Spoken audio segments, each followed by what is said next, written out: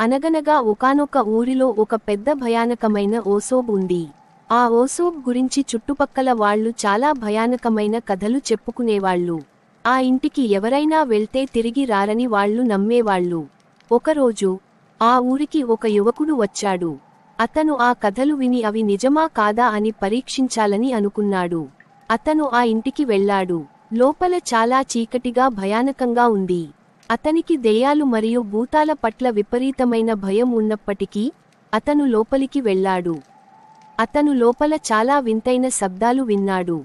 ఎవరో ఏడుస్తున్నట్లు, నవ్వుతున్నట్లు శబ్దాలు వచ్చాయి. అతను భయంతో వణికిపోయాడు. అతను ఆ శబ్దాలు ఎక్కడి నుండి వస్తున్నాయో తెలుసుకోవడానికి ప్రయత్నించాడు. అతను ఒక పాత గది దగ్గరకు వచ్చాడు. ఆ గది లోపల ఒక అద్దం ఉంది. ఆ అద్దంలో ఒక చిన్న పాప కనిపించింది. ఆ పాప చాలా భయానకంగా ఉంది. దాని కళ్ళు నిప్పులు కురిపిస్తున్నట్లు ఉన్నాయి. ఆ పాప అతన్ని చూసి పెద్దగా నవ్వింది. ఆ నవ్వు చాలా భయానకంగా ఉంది. అతను భయంతో కింద పడిపోయాడు. అతను గబగబా ఆ ఇంటి నుండి బయటకు వచ్చాడు. ఆ రోజు నుండి అతను దెయ్యాలు మరియు భూతాలను చూస్తే చాలా భయపడేవాడు. ఆ పాప పెద్దగా నవ్విన తర్వాత ఆ యువకుడికి ఒక వింతైన విషయానికి అర్థమైంది.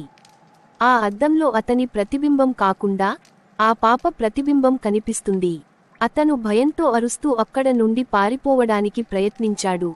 కాని ఆ గది తలుపులు అకస్మాత్తుగా మూసుకుపోయాయి. అతను ఎంత ప్రయత్నించినా వాటిని తెరవలేకపోయాడు. ఆ పాప మరింత భయానకంగా నవ్వుతూ అద్దం నుండి బయటకు రావడానికి ప్రయత్నించింది. అది నిజంగా చాలా భయంకరమైన దృశ్యం. ఆ యువకుడు భయంతో వణికిపోతూ దేవుడిని ప్రార్థించడం ప్రారంభించాడు. ఇంతలో ఆ గది లోపల ఒక వెలుగు ప్రత్యక్షమైంది. ఆ వెలుగులో ఒక సాధువు కనిపించాడు. ఆ సాధువు ఆ యువకుడిని రక్షించడానికి వచ్చాడు. అతను ఆ పాపతో పోరాడి దానిని తిరిగి అద్దంలోకి పంపేశాడు. ఆ తర్వాత ఆ సాధువు ఆ యువకుడికి దెయ్యాలు మరియు భూతాల నుండి తనను తాను రక్షించుకోవడానికి కొన్ని మంత్రాలను ఉపదేశించాడు.